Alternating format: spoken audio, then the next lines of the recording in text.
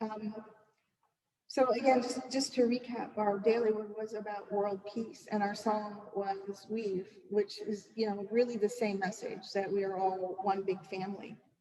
And this morning, when I was going through my little meditation and quotes and stuff, there was an Ellen Watts quote I came across. I'll share that with you now. It says, Jesus Christ knew he was God. So wake up and find out eventually who you really are. In our culture, of course, they'll say you're crazy or you're blasphemous, and they'll either put you in jail or a nut house.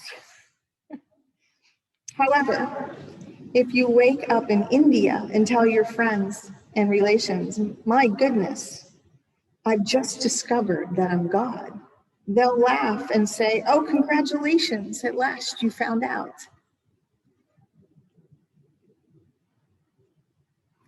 Difference in cultures, right? And how we view that same word, God. And it seems to be, well, it's a theme that we always come back to, that the idea that we are not so different than anybody else, and that we can learn from everybody else's perspectives, and that it's okay to share your own perspective if you give way for somebody else to share as well. And it doesn't mean you ever have to agree with that perspective, but you respect that perspective even takes place at all.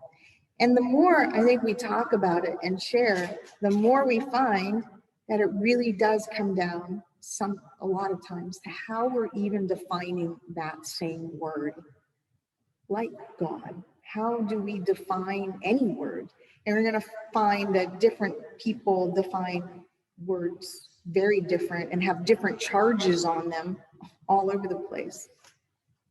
Just a couple of days ago, and I did post a little bit of the conversation, but in my attempt to get the kids more out of the house, because we just haven't been anywhere, I took them with me for errands. So we went to 2 different grocery stores. We had to get music supplies for the kids and their instruments.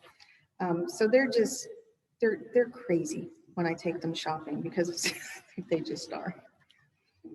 And the younger was saying about how his time in school, sometimes he butts heads against some of the substitute teachers. And he called one old and cranky because she didn't like that he had his hood up. He has a little hoodie, he put his hood up. He's like, she's old and cranky and she won't let me leave my hood up. And his brother said, is she really cranky or are you stupid? Well, for me, the word stupid has a charge on it. I don't like it. I don't like them calling each other that. Pick any other word, please. But we're not going to go there. And they turned it into this. In fact, I was laughing so hard I could hardly even, I had almost pulled over because I had tears in my eyes because I realized how ridiculous we are sometimes with our words. Because then Galen says, well, it's a good thing it's got lots of synonyms. I'll just pick a different word. And they go back and forth with all the different synonyms for the word I told them was not acceptable to call each other. And I'm like, that is just crazy, because you know what? They're saying they're synonyms, which, if you look up in the dictionary, they are all listed. And yet there's one that says it means really similar to all these that I have placed a charge on. That I'm like, that doesn't count. Pick any other word. And how much do we do that to each other? Anyway, there's a word that we don't like or a way that somebody says something, not realizing that there are a bazillion synonyms for the same thing, and maybe somebody just likes that version better in the way they express. Several years back, when I was doing I actually had a little place that was just for healing. So people would come in and we'd talk about their healing needs, and we'd offer healing and prayer.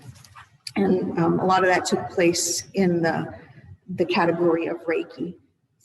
That's what people came, they understood. So we did Reiki, and we shared Reiki.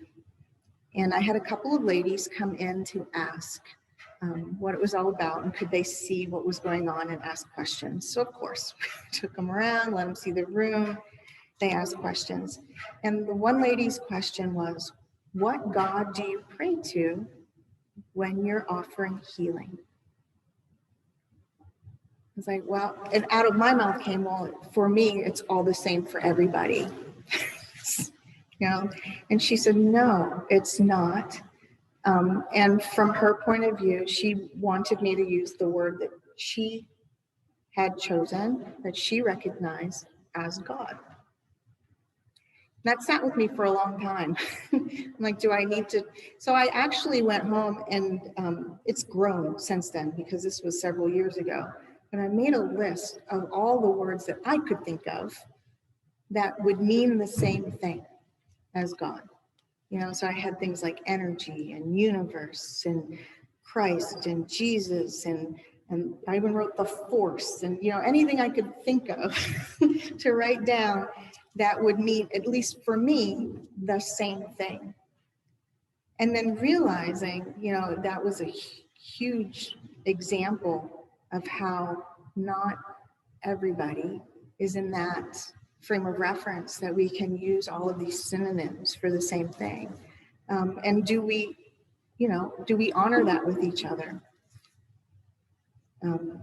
There's something in me that tends to know what vocabulary base people are at, depending on where I go.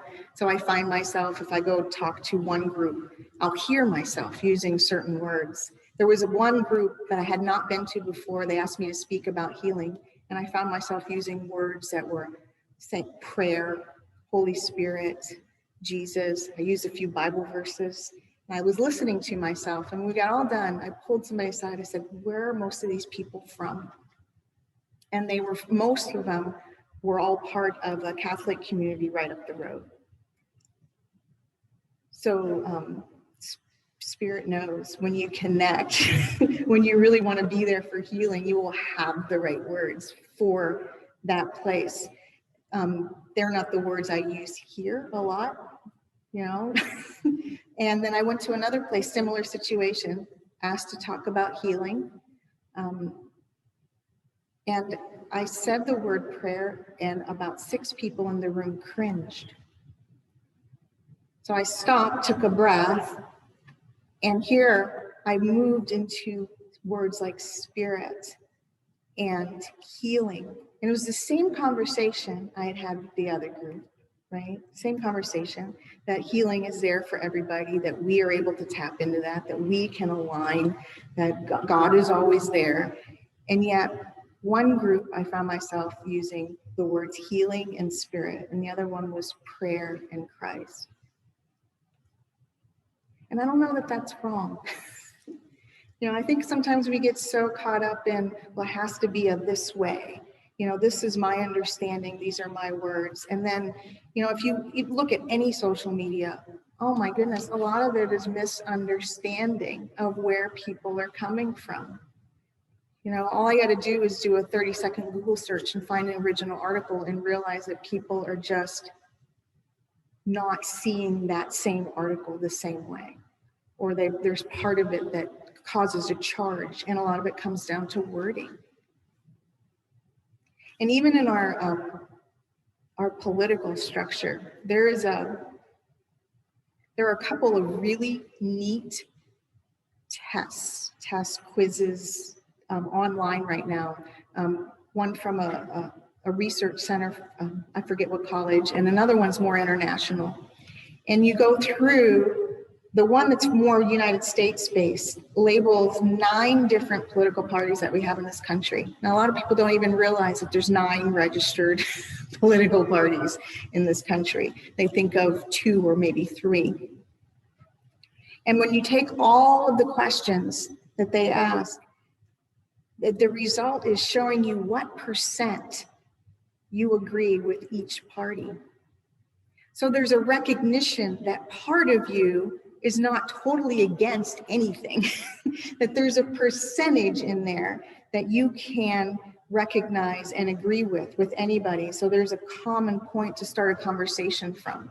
It's a really neat quiz. I wish, it's one of those things you wish you could make everybody take it, just to visualize that, you're not so far apart at all. And that even if you think you are, or even if you really, really are, and you have that much viewpoint, there's still like maybe 20 or 30% that you do agree with this group that you have vilified for whatever reason, or say that they just don't have it going on. The one that's more international puts it into a grid system with 4 quadrants, which is extra neat because it shows you how it's not just one or the other. It's really spaced out in the 4 quadrants. And after you take the quiz, and it shows you where you are in the 4 quadrants, it explains that. It explains, the whole thing. But they also place on there more famous people, more people that we would know from the news, both historical and present, that match up with those quadrants. So you can see, and the really neat thing for me was the people that they placed there were ones that we consider, quote, very, very good, like a Nelson Mandela, and ones that we would throw in jail if they showed up now, like a Hitler or Stalin. And they show you that even if you have a certain viewpoint, and then right next to them are like the positive versions, so just because there's a viewpoint doesn't place somebody in an evil or a good column, that there's still choices, even though we have different viewpoints of how things can be run on a government level. I love that because it doesn't automatically put anybody in an evil column or a good column. It says, we recognize this is how you see the world. Now you can still make choices with that. It doesn't mean there have to be awful choices that hurt other people. Does it make sense? And it's such a neat visual. And again, it shows how much we can be diverse and all over the place, and people all over a 3-dimensional grid, and still be able to accept and understand and create a world where, we're not at each other because you're at a different part of the grid. A quote from our daily word: I discover that judgment fades in the light of compassion. I think the more we do understand about each other, the more compassion there can be. We all know somebody that doesn't see the world the way we do, and yet they would go out of their way if they understood somebody was hungry or whatever. It doesn't negate that light inside people if they're viewing the world in a different way, or they're using vocabulary in a way that doesn't align with us. Stephen Hawking would often say that he was an atheist. And yet when you read his work, he talks about a living universe in which we are all connected. So again, which way was he understanding the word God? Was he just saying, I'm an atheist because I don't like the word God used as some being out there that's setting out apart from us? Because the way he talks is the way I would view God, that we're all connected and the energy is expanding and growing, and that there is a base for each of us to come together and grow and love and be compassionate in that. And he does it through science. His vocabulary is science, and yet it's there.